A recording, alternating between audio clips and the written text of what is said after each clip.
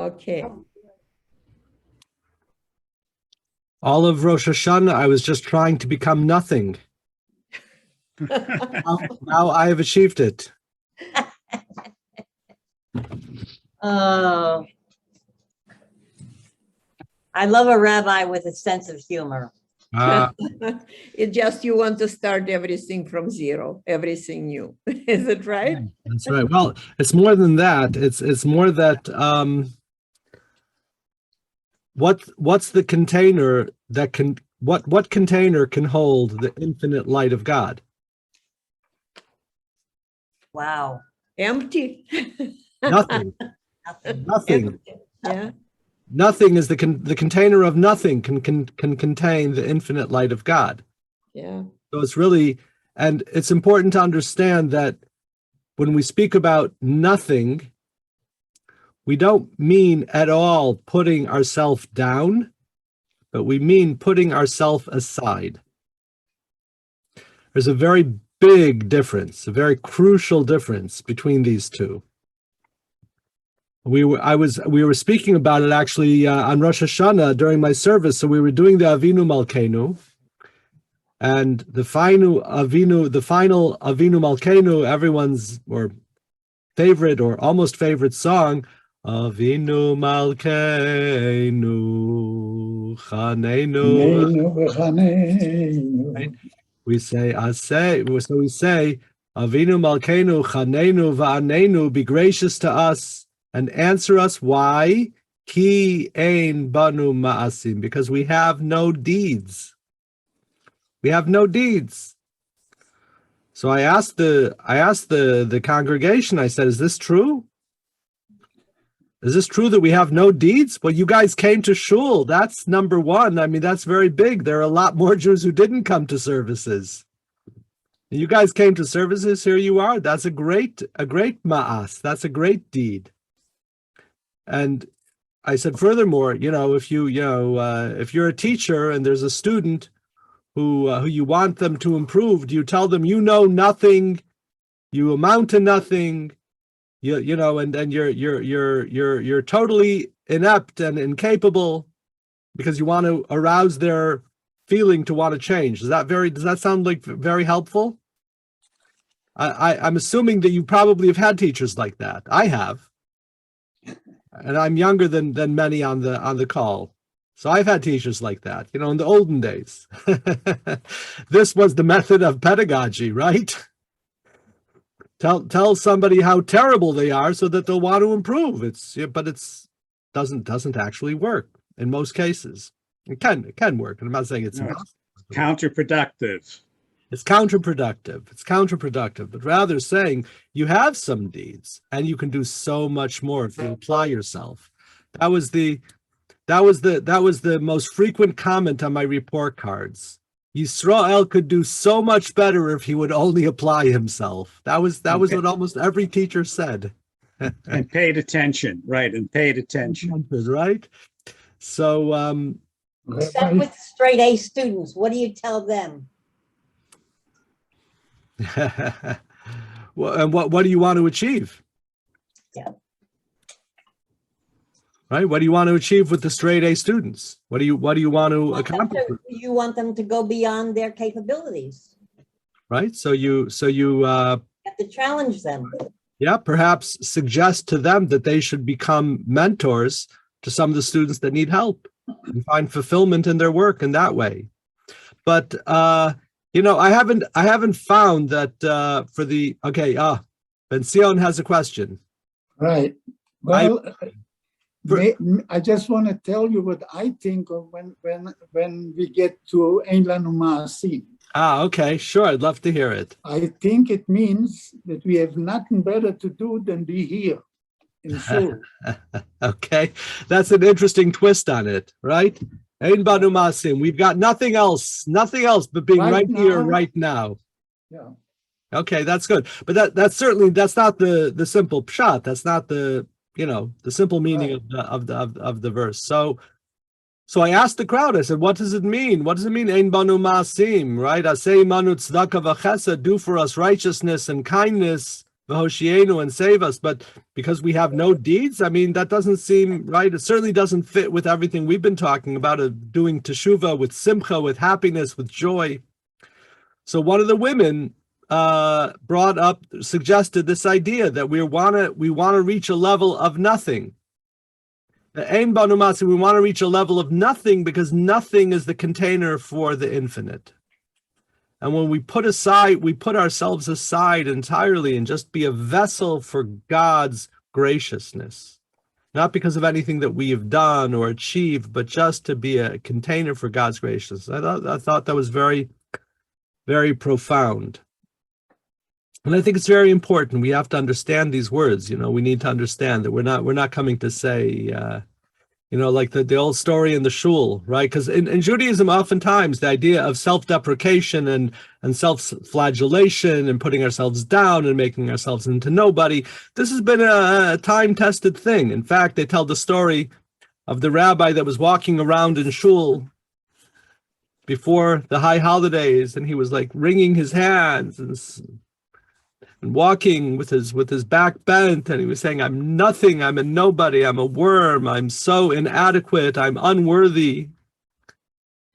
And the president of the shul saw what he was doing, and he started following after him and saying, "I'm nothing, I'm a nobody." And the two of them were walking around shul saying, "I'm nothing, I'm a nobody, I'm a worm, I'm dirt of the earth, I'm even worse than the dirt."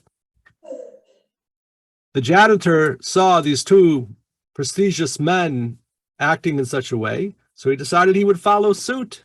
So he starts wringing his hands, following after them. "I'm nothing, I'm a nobody, I'm garnished, I'm worthless."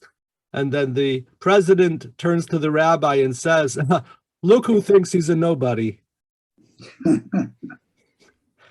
So sometimes we can use this idea of being a nobody, that also becomes a container for the greatest arrogance.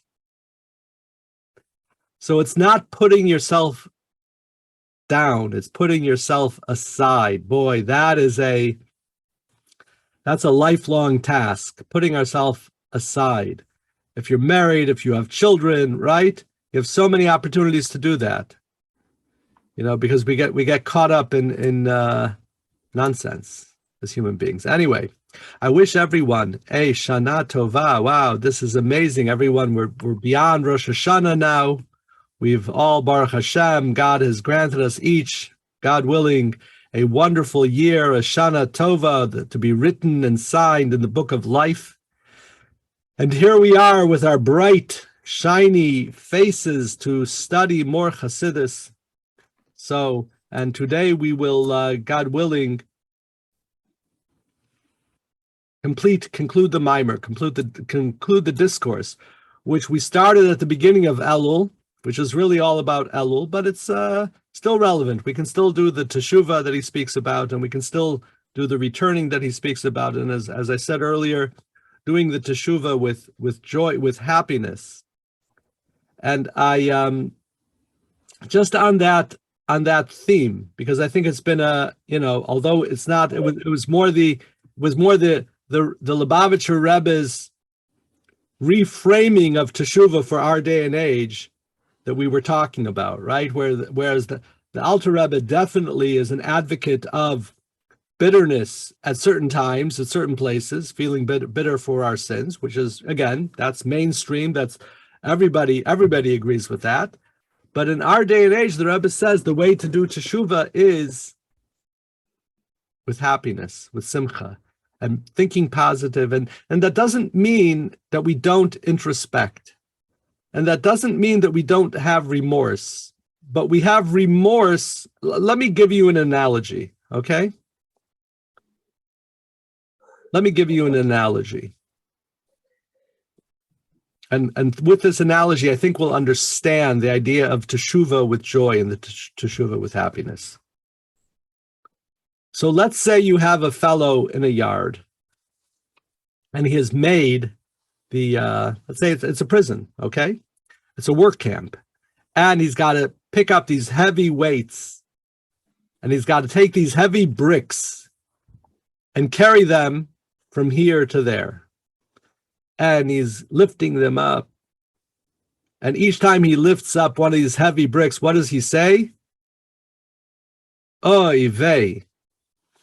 I think that's the right terminology. Oy vey, and he's lifting this heavy stuff, right? Or the Jewish people in Egypt, right? They were doing this heavy work, this back-breaking labor. And what's the feeling? When you're doing back-breaking labor, what feeling do you have inside of you? Feeling of brokenness. It's not. You told me already, but you qualified yourself. There we go. If you want to speak, please go ahead and unmute. Labor is not just back breaking, but it's spirit breaking, right? And that was the whole intention. And throughout all the ages, all of the people who have oppressed us, it wasn't just about breaking our back. That's nothing. It was breaking our spirit. You have these amazing stories in the camps. It's like unbelievable, right? Basically, rejoicing in the midst of that unthinkable misery, right? They won. They prevailed over their oppressors by showing our spirits belong to us. And as Viktor Frankl says in his book, he talks certainly about his experience in the camps, and he talks about how to survive it and how we can survive life altogether, is that whenever we can find a why, we will always figure out how. It's actually a quote from Nietzsche, but wherever we can, that we will always be able to figure out how, as long as we can figure out a why, a reason, a purpose for what we're doing, and the spirit. And he spoke very much in his book, Man's Search for Meaning, about finding a purpose and a meaning, and that is going to lift up our spirit, and nobody can take that away from you. That's the one thing that we keep control of. But anyway, getting back to my analogy. So you could be doing back-breaking labor, and you're not only is your back breaking, but your spirit is breaking, and I can't believe this. I got to lift up another, right? Okay. Now let's take exactly the same scenario. Let's say that the prisoner was made to lift up 100 pounds at a time. Okay. Now we're gonna move over to a gym where you have a bodybuilder, right? And the bodybuilder, what is he lifting up? He's lifting up heavy weights. He's lifting up the same amount, the same weight, and he's doing reps. You know, when you work out, you have to do repetitions. You can't just lift it up once. You have to go again and again and again. And the first time it's easy. Well, look at, I can lift this up. The second time, third time, right? The fifth time, oh, that is so difficult. The sixth time, right? The seventh time.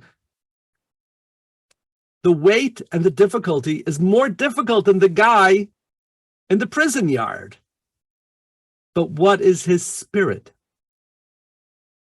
His spirit is, I can do this.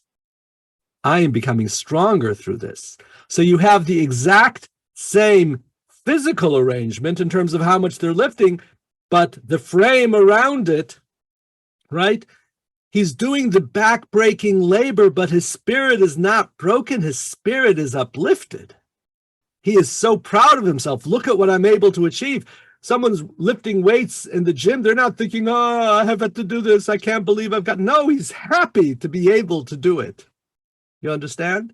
So the doing the teshuvah and looking at what we've done and the introspection and the mistakes that we've made, right? We're doing it with joy. We're doing it with happiness and realizing, I get to take all of this, and like the story I shared last week of the chazan that would sing Al Chet, for the sins that I have done, he did it in a joyous tune because we're happy to be doing this. So I think that's just an analogy to help us understand this process. So this is what we've been speaking about. And the Alter Rebbe has been talking about the going back to where we lost our inner self again being the name of God, the Yud-Kei within us. And Ben Sion, you're going to help everyone find the right page if you've got it on your sheets, especially if you want to be writing notes on it. So we're now in section 3. And in my document, it's on page 12. But what document, what page is it on, Ben Sion, if you could tell us? And you got to unmute.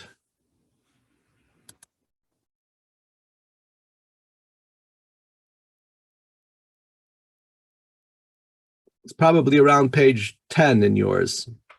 Section 3? Anybody have the page number on the... Oh, I'm sorry, I was muted. I said I don't have the papers in front of me today. Okay. Is anybody following from the papers? If you don't mind looking to find section 3 so we can give everyone the right page number. Or if you're all following on the screen, then it's fine.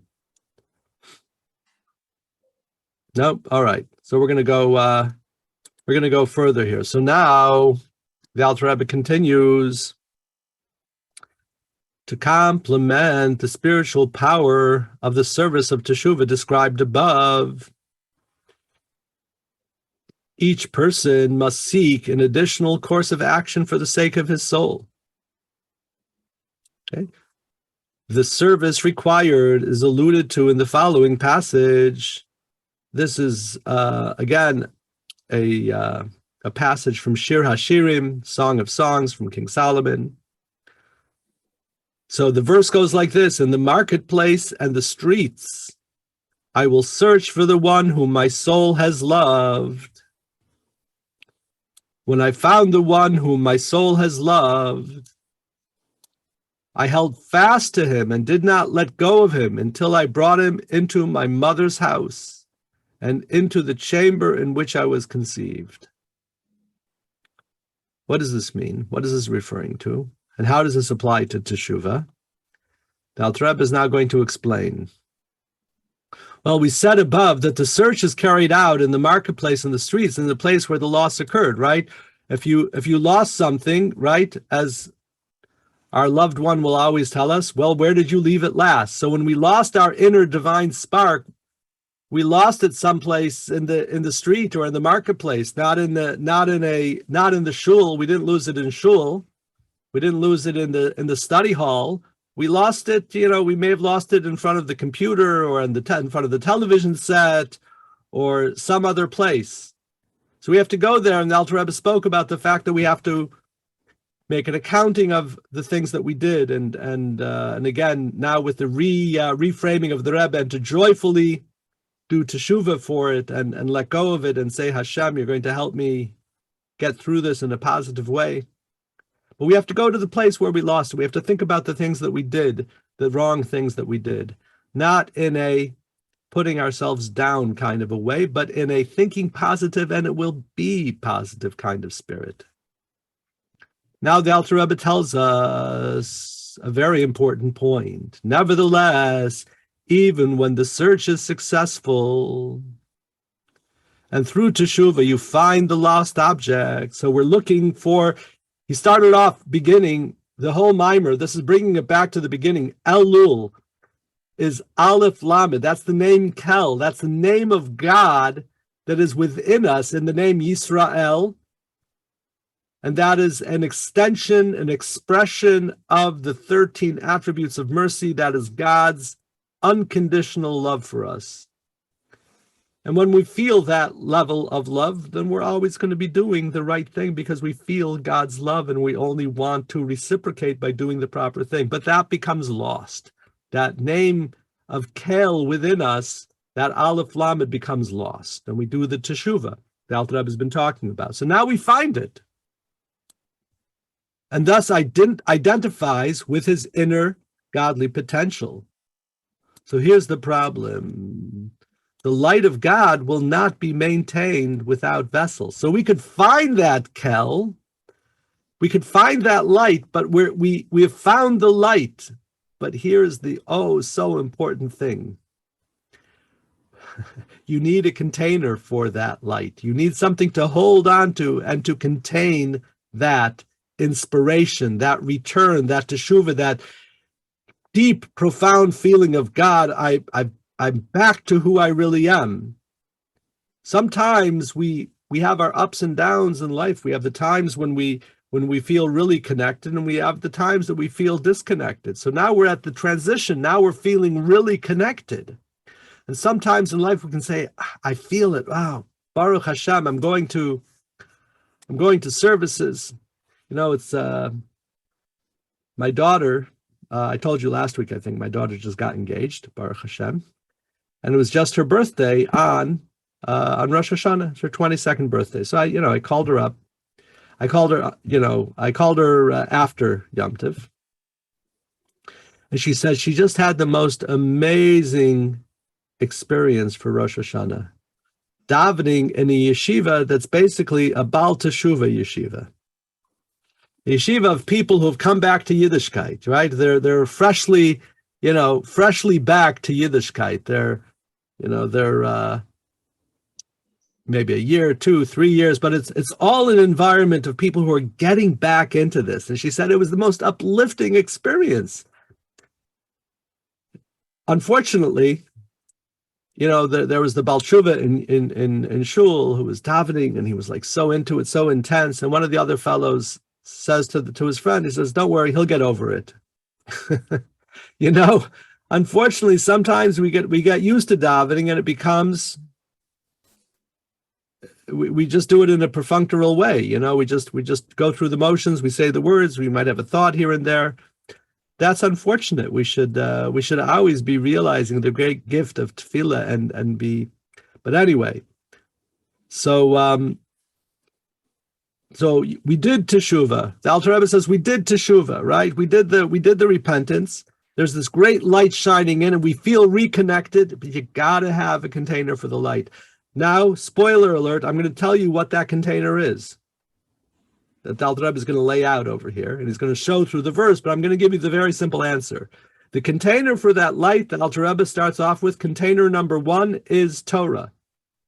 The study of Torah, the words of Torah, the letters of Torah, the study, right, the information of Torah. That is going to be a container for the divine light. And that's why this experience in the yeshiva, they were in exactly the right place, because these students who were getting back into Yiddishkeit were studying Torah, so they can take all of that tremendous light and have a container for it. You want just 1 second, Ben Sion. You want to know what the great thing about a container is? It allows you to. When you don't have a container, it's in one ear, out the other. It was a great experience. I loved it. It was so inspirational. But tomorrow you're the same person. What a container does, it allows you to internalize it, and it allows you to change in a profound way and to keep it. Yeah, please. Ben Sion, you looks like you're like your throat. I wanted to say that when we are learning Torah, we are not an empty vessel anymore. We have something in the vessel, but maybe that helps us digest the rest of it as we study more and more. It's an interesting point that you make, right? So the study of Torah, it's an interesting thing. You talk about an empty vessel. The Talmud in Brachot speaks exactly about that.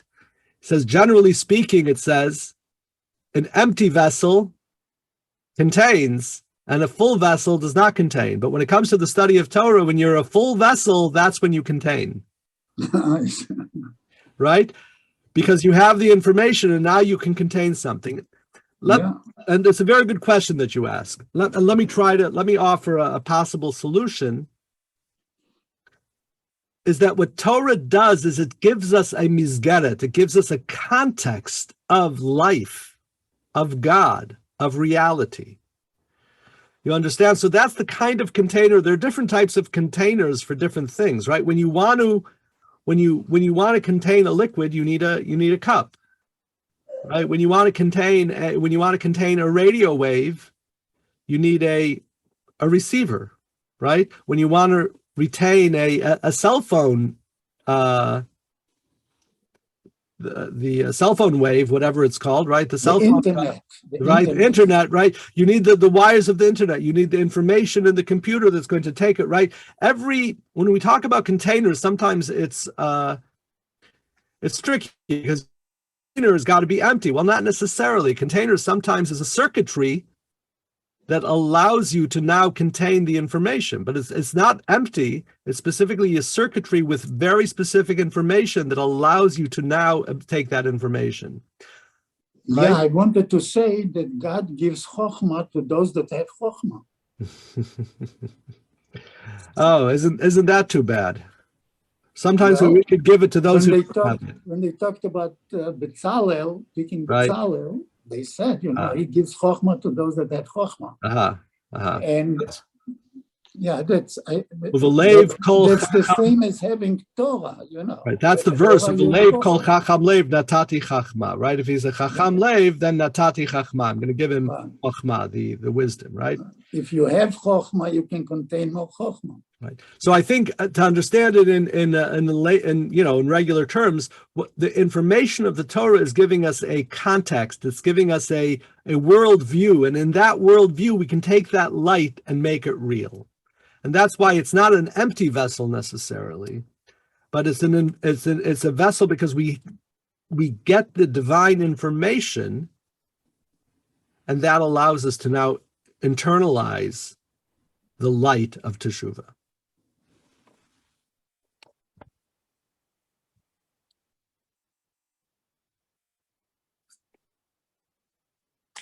All right, so as the Alter Rebbe continues, for without these vessels, his inability to retain the light will cause it to depart. It is thus necessary to make vessels for the godly light. And again, the godly light, we're talking here particularly about the light of Teshuvah. But really, anytime there's a divine inspiration, right? How many times have you listened to an inspirational speaker and you were like, whoa, that just blew me away. But the next day you were the same person. You were unchanged, right? That happens, right? That's because we don't make the containers, right? A simple solution for those who wish to actually change. Think of one thing in your life that you can change after you hear that inspiration. Think of one thing that you can do to change in your life. But anyway, back to the mimer. So these are what is the containers? Alter Rebbe says here clearly these are the letters of the Torah. That is the container for this light of Teshuvah. Thus, in the above passage, we said, my mother's house. My mother's house, what is that? That refers to the written law. We know the Torah, as Jewish people, we believe in Torah, and the Torah has two components. There's the written Torah, which is the Torah, right, that we take with the Chumash, the 5 books of Moses, that's the written law. And the chamber in which I was conceived is the oral law.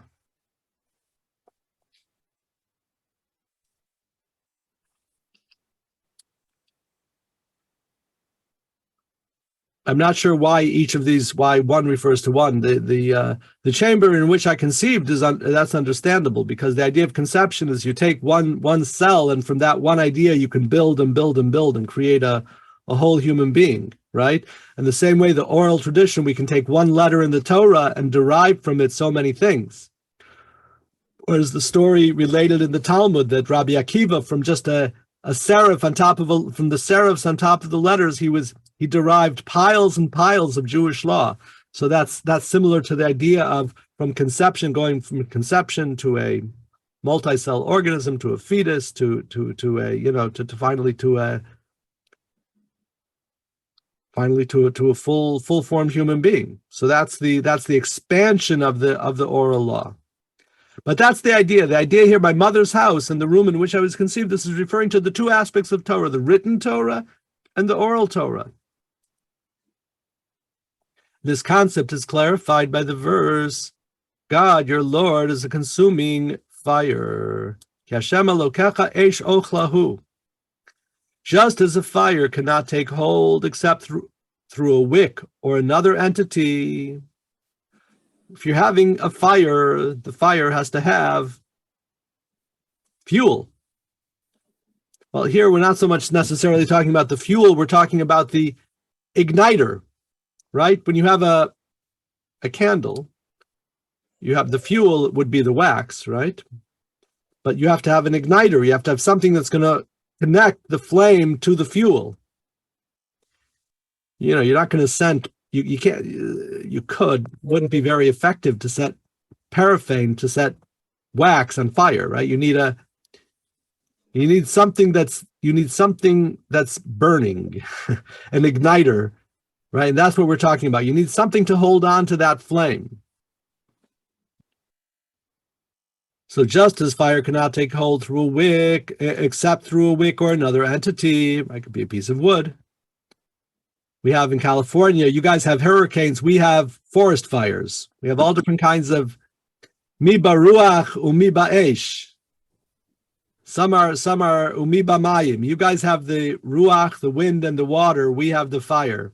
We have the forest fires. But it's got to hold on to something. So the revelation of godliness must have something to which to attach itself. And this is the implication of the verse. I held fast to him and did not let him go. That's what it says in the verse. I held fast to him and did not let him go. So I had to have something to hold fast. What's that? That's the wick. And that, the Rebbe is saying, that's the container, that is the Torah. So this is the study of Torah. When we study Torah, we are creating a vessel to be able to internalize the light of Teshuvah, the inner true light that we have. Even though it's an inner light that we have, but the only way to make it real to us in our conscious mind, because it's there in the subconscious of every Jew. Even though he sins, even though he sins, he's still Yisrael. He's always a Jew. He can never change from that, but he's not feeling it. He's not experiencing it. He's not living it. He's not making it real to himself or the world. The only way to accomplish this is through the study of Torah. This is implied by the Zohar's interpretation of an expression that we've been using here in this discourse. The shepherd among the roses, roe bashoshanim. So again, the verse that we started off with at the very beginning of this verse, of this discourse, ani lidodi v'dodi li, I am to my beloved and my beloved is to me. The conclusion of the verse is haroe bashoshanim, the shepherd among the roses. So, rumor has it that the place where you have roses, that's where you have good pasture. That would be the connection. That's the simple meaning of the verse. But here, roa bashoshanim has many different interpretations on it, not on the simple level, but on the level of the remez and drush and sod. So we have here the Hebrew word shoshanim. If you take a look here for a moment at the Hebrew, shoshanim, roses, and you switch around the shin and it becomes sheshonim, that are studying Torah. Those who study, sheshonim, ro'eh, the shepherd among the sheshonim, those that are studying. Where do you see the word shin nun, shin vav nun, having to do with the study of Torah? We all know, but you got to bring it up. Where do we find that root in the daily davening? Vishinantam, right? Vishinantam levanacha, you will teach it to your children. And that becomes the root, of course, for the word Mishnah. Mishnah is a teaching. So this is Shoshanim, the Zohar says, read it, Sheshonim, that the Jewish people are learning, are studying. So you have in that one verse, you have Anila Dodi V'Dodi Li, expressing the whole service of Teshuvah, and that's followed by shepherding in the roses, meaning in the study of Torah to be able to contain that divine light.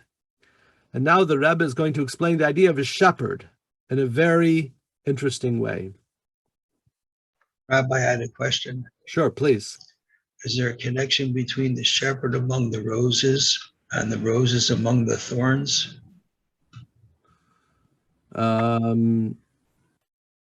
You know what? The rose among the thorns, that's, most famous reference is to Rivka, right? So that's Rivka. We're saying that she was the. So I think that was a different idea. I don't know of. I can't say there isn't, because there's so many things that are connected that I simply don't know about. So I I don't thought know. it was Israel among the nations. It could be Israel among the nations. Yeah, but we see in Rashi brings it in the verse where it talks about Rivka, who was Achot Lavan Ha'arami, the daughter of Betuel. Why is it we're mentioning this? To show us that she was the rose among the thorns. But I don't know what the connection would be here. It's a different verse, and I'm not sure what it would be. Yeah, good question though. Be interesting to compile all of the rose references. Right, you have many rose references in Shir HaShirim, all referring to seemingly different things.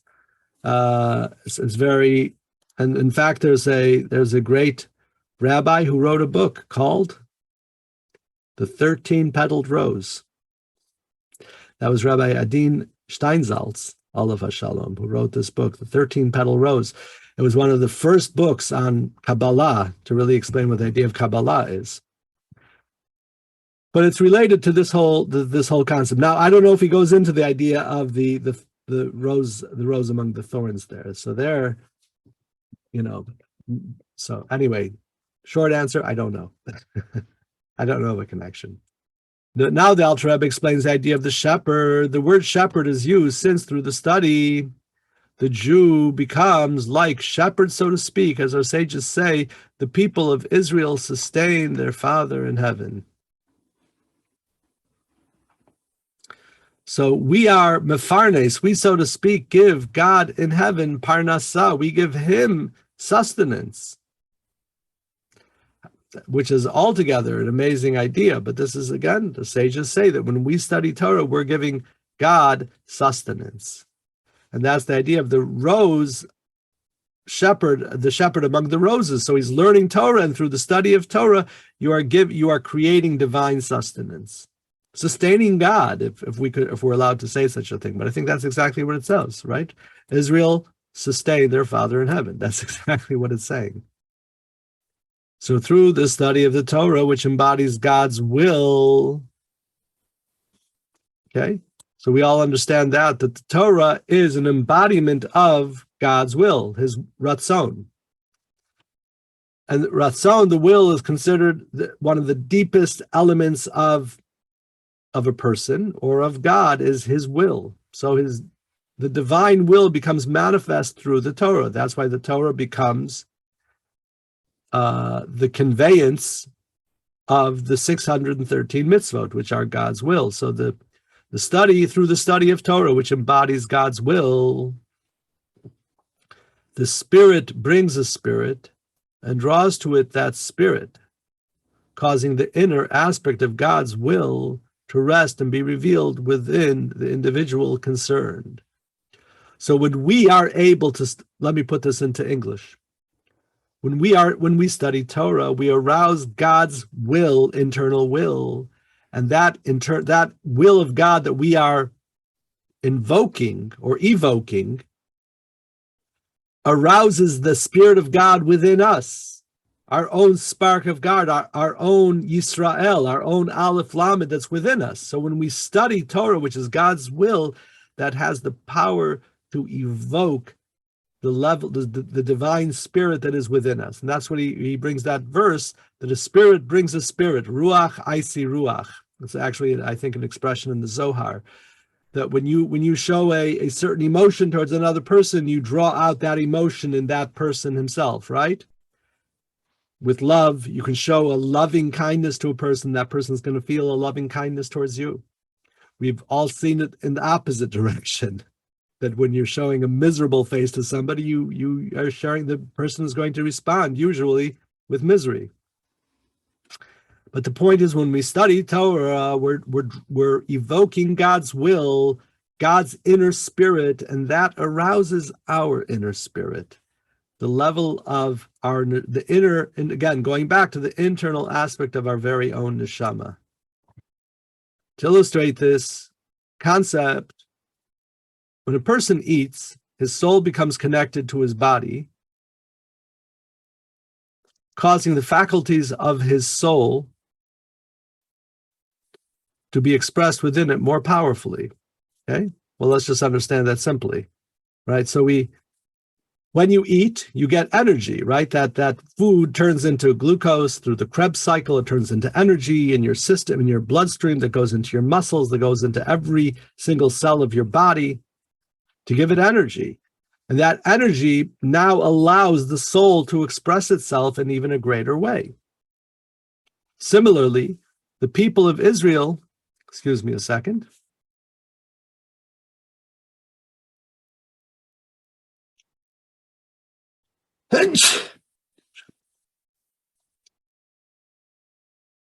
Going through a little hay fever here. Sind gesund. Thank you. So similarly, so he's explaining here the idea of sustaining God, which sounds sacrilegious, right? If I say that we sustain God, we know that God sustains us, right? That's easy. That God gives us blessing and sustains us. That's okay, that's normal. If I say that we sustain God, that sounds sacrilegious, perhaps, right? Until we have this explanation.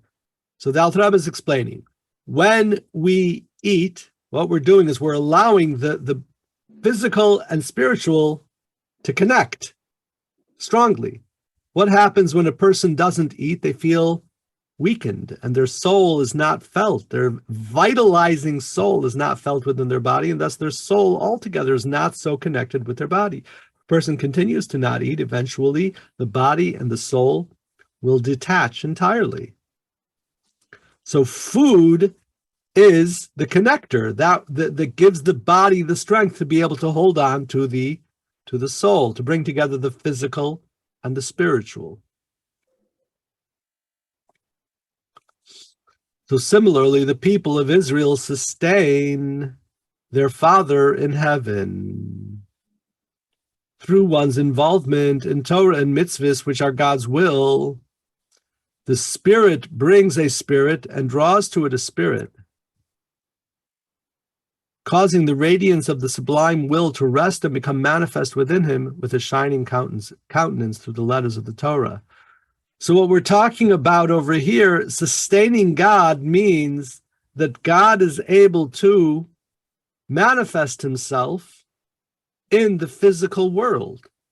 Through the Torah and mitzvahs that we do, that is drawing the spirit with a capital S, godliness, into the physicality of the world through learning Torah and mitzvahs. So to speak, if we think in the macro, spiritually macro sense of there being God, who is the ultimate spirit, and the universe, which is the ultimate body, how do we bring together the body and the spirit? Through Torah and mitzvahs. And that is what we mean, that we are sustaining God. We're keeping together the spirit, God, and the body, the universe.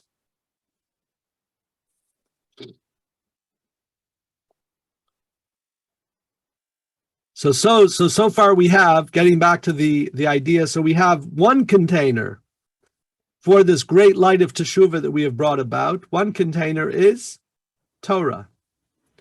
Now the Alter Rebbe is going to go into container number 2. This is also accomplished through the mitzvah of tzedakah.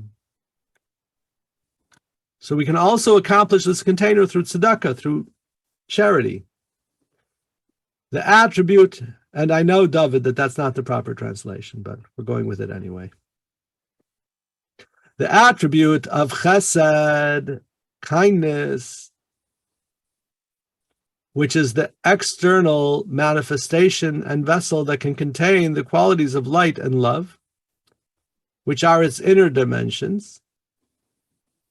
As we say, for in the light of your countenance you have granted us a Torah of life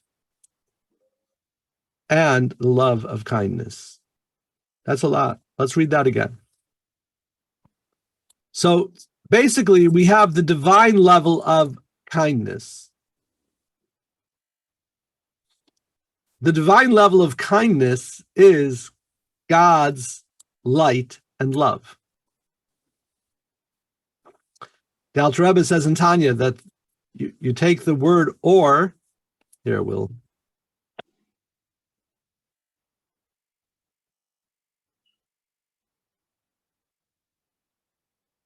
You take the Hebrew word for or,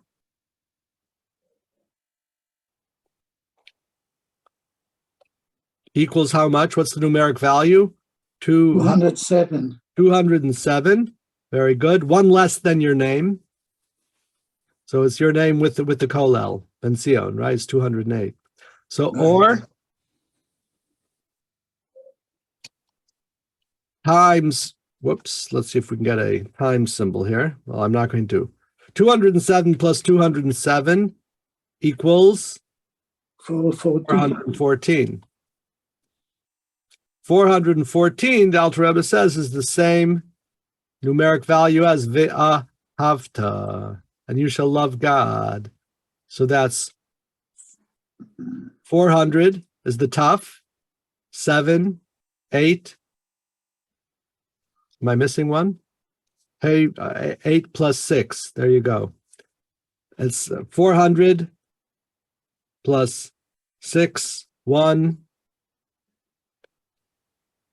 5, and 2. That's 400 plus 6 plus 1 plus 5 plus 2. V'ahavta, that equals 414. So the light and the love, whenever we're speaking about the light of God, we're actually also referring to the love of God. The Alter Rebbe makes this, shows this gematria, showing the correspondence between the two. Okay, let's go back to our previous screen here. So this is all an expression of God's kindness from above, from the divine attribute of chesed. When we give tzedakah, it's the external manifestation and vessel that can contain the divine level of light and love,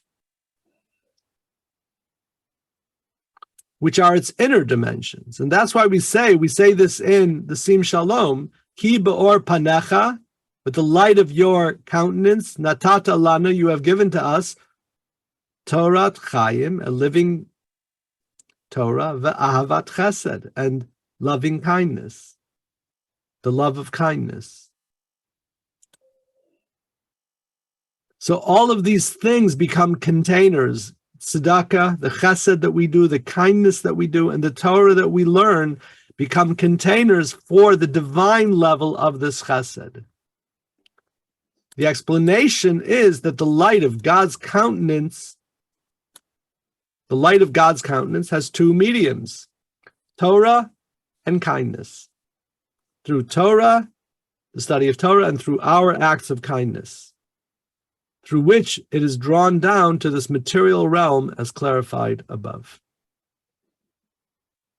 So basically what the Alter Rebbe says is there are two containers for, where he said that the teshuvah, you re-find your inner divine spark, you find your true self, right? But now you need a container to hold that light, and after the teshuvah, and the container to hold that light, the Alter Rebbe explains, is the study of Torah and acts of chesed, acts of kindness, acts of tzedakah. And it's an important thing to understand when we are now, especially in this time of year, when we are in the process of receiving inspiration from these great holidays, and maybe hearing amazing speeches from the rabbis, inspiring speeches, or just the inspiration of the prayer, to actually take upon ourselves, through the study of Torah and acts of kindness, to either make a resolution or just to strengthen ourselves in these areas, because that's going to allow us to hold on to the inspiration. That's going to allow us to keep it and to really, ultimately, to change ourselves. So there we have it. That's the mimer. That's the mimer. That's the mimer, and now I found the paper. Now you found the paper. Perfect timing. Rabbi, Yes. can love be established? It can be found through Gevura. That's also my question, as well as Chesed.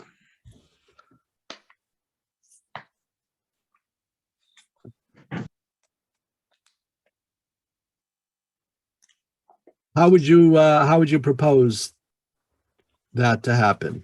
Well, hard love, people that are somebody who is in a community where, people use more discipline, than offering too much kindness, that can, one could maybe offset the other. That's what I'm trying to figure out.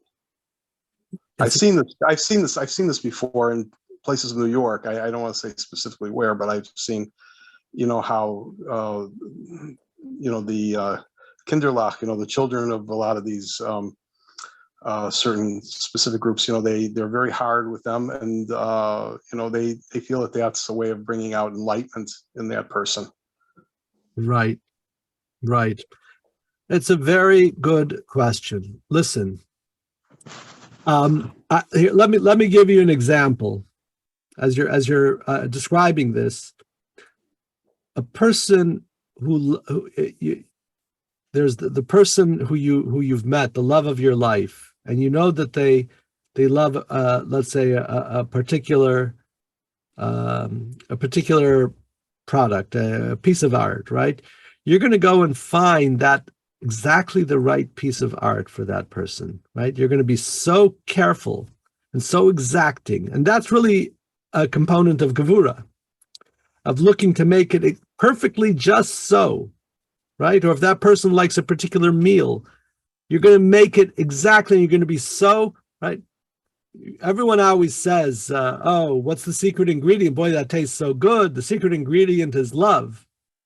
Yeah, that's great, but you really have to have a lot of gevura when you're cooking food, because gevura is really measurement, right? Something has to, if you aren't measuring, some people can measure by sight, that's fine, but if you're not measuring, boy, it doesn't make a difference how much love you put into it. It's not going to taste any good. So clearly, you need, there can be gevura that you're doing out of love, certainly being very meticulous in the observance. And this is what I guess the communities are instilling within the children, are being meticulous. I will say that there's no question in my mind that we need to articulate the love. And we need to articulate, especially today, to our children that, or to our grandchildren, that we do this because we love God. This is not a burden, right? When you're carrying something, when you're carrying your grandchild on your shoulders, dancing around Simchat Torah, if you're carrying a sack of potatoes, it would be a burden. You're carrying your grandchild, it's not a burden, it's a simcha, it's joyous, right? Your back might not agree, but right, you understand? So we need to understand, and we ourselves in our own life, we have to live Torah in a way where we talk about how much we love this. There's a story told. There was a fellow who went in to see Reb Moshe Feinstein, and he said his son was falling away from Yiddishkeit. He was dropping Judaism. Is schwer zu sein a Yid. It's so hard to be a Jew, and my son is leaving, and he's becoming secular, and so schwer zu sein a Yid. This is a Yiddish saying. Schwer zu sein a Yid. It's hard to be a Jew. I modify it today. It's not hard to be a Jew. It's expensive. It's expensive to be a Jew, but it's not hard to be a Jew. But he was saying this, and Reb Moshe asked him. He said, "Do you repeat this frequently?" He says, "Yeah, schwer zu sein a Yid." And this is probably what he heard from his parents and in the community. This is about how people live. So why do you expect your child to want to continue with this? If your attitude about this is that it's hard to be a Jew, why would your son want to continue? He found an easier path. He found a path that's nicht so schwer, not so difficult. And so we have to, and listen, it's not always easy, but when we remember that we're doing this, again, as I started off this discourse, this is a love story. Whenever there's a mitzvah to do, it's a love story. Before Yom Tov, at certain times, it could become hectic. We got to try to do this and try to do that. But it's a love story. When you're trying to do something for your loved one, it's not a burden. Susan, you have a question. I was going to say it's a actualization of a prophecy. If you say to a child, "Oh, it's very hard to be a Jew," they're going to make it hard to be a Jew. Yeah. And you don't want to do that to children because you just don't want to do that. So anyway, so I think even in these communities, I hope. Listen, I'm not going to become a judge of other Jewish communities and what they do, but I will say certainly for ourselves, that they need to see the joy. They need to see the joy, and sometimes we might even have to pretend. That's okay. I was counseling a woman this week, and she said, "Rabbi, when I say I love you to my husband, I don't really mean it. And I'm concerned maybe I'm lying." So I told her, so you should continue lying. You should continue to lie. And I explained to her what Chassidus explains. I said, let me ask you a question. Would you give up your life for your husband? She says, yeah, absolutely. He says, so really you love him. It's just there's a lot of other layers on top of that, of resentment, of disappointment, of difficulty, of life that gets piled on top, but that doesn't change the reality of it. Sometimes we get weighed down by a bunch of other stuff, life that happens, but let's not allow that stuff define what the reality is. The reality is, maybe I don't want to do the reality. The felt reality is maybe I don't want to do this mitzvah because I'm not in the mood. But that's not the reality. The reality is that I can't wait to do this mitzvah. So when we act, when I say pretend, we're really connecting with the truth of the matter, our inner self, that we really do want to do it. And the same thing with our relationships oftentimes. When my wife asks me, "Oh, would you like to help me with something?" So my teenage consciousness is oftentimes the first one that reacts in my head, which is, I got to go do something, but that's so immature, right? So juvenile. But I've trained myself that by the time it comes to my mouth, I say the truth of the matter, which is there's nothing that I would want to do more than to help you with something. And it's not a lie, it's the truth. We can't let ourselves be defined by our juvenile self, which is there, it's in there, and some of us more than others. And it's okay, but don't let that become the definition of your reality. You have the easy way to go beyond that. So like I say, with Judaism, do it with joy and happiness. And even if you have to, show it or pretend, so to speak, that's okay. Because it's not really pretending. It's really the truth of the matter. All right, I think we're coming up to the conclusion. If there's any more questions, if anyone wants to stay on. Just before everyone leaves, I want to wish everyone a Gemar Chatima Tova. And God willing, if Rabbi Smith wants me back, I'll be here for the next semester. And we'll study more Chassidus. If anyone wants to stay on to discuss anything more, I'm happy to stay. I just would say that Thank you, for some Rabbi. people, maybe today was difficult to listen about food Yeah. Well, right. and eating. Yeah. I had a quick question, Rabbi. What did you tell that particular man that was saying, yeah, it's tough to be a Jew? Obviously, it's late, but it's not too late. So what can you tell such a person? Well, it was a story that happened maybe before I was alive. I don't know. So goodbye, Susan. So what would I'm not understanding your question. What would I? Like at that point in time where it's after the fact. Right. He was more admonishing him than giving him a solution for the future. But we can take the admonition right now with our grandchildren, right, or for our children, or for our community members, right. So yeah, it's certainly the only thing you can do. Sometimes there's a damage done, and certainly what you need to do is to start changing your own perspective, and that's all you can do. We don't have control over anybody else. we have control over ourselves, and that's hard enough, isn't it? I used to I think think- I wanted somebody to do something, and why doesn't Hashem give the person a dream that he agrees with what I'm trying to do to the person? Like, why doesn't he see my point of view? Right, right, Why doesn't Hashem let him know in a dream so I Right, won't have this right. difficulty? right. Just God can do the auto suggestion, you know. I think the The level Rebbe- of hardness, it depends on you, what you think of it. Sure. You can think it's hard and you can think that it's easy. It depends how you feel about it. That's true. Whether it's hard or easy, it's all within our head. Right. And it has to do with our ratzon, our will. When you want to do something, all of a sudden it becomes much easier. Oh, yeah. Back to the original story of the weightlifter as compared to the guy in the prison camp. They're both lifting the same amount of weights. Yeah. Thank you, Rabbi.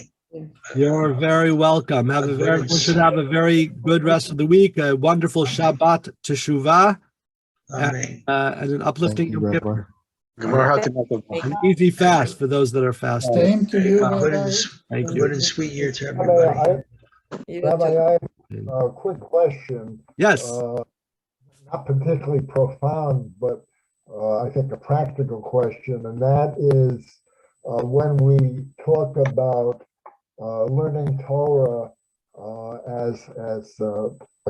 making it a container, does that include just the written Torah and the oral Torah, or Tanakh in its entirety?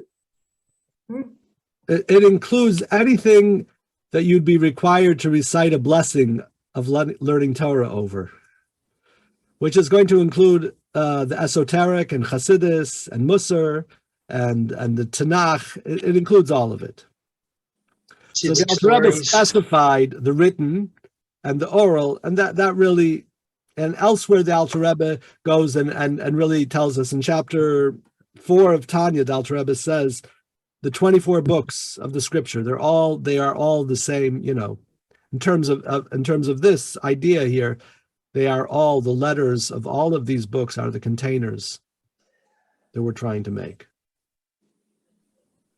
So the Alter Rebbe specified the written Torah, but wasn't to exclude, and even even prophets and Kesuvim, even Nach are considered written Torah in a sense.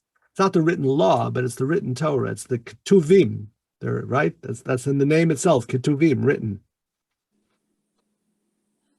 Thank you, Rabbi. You're welcome. Thank you. Thank you, Rabbi. All right. Shana Tova, everyone. Be well. Bye-bye. Thank you. Bye-bye. Bye-bye.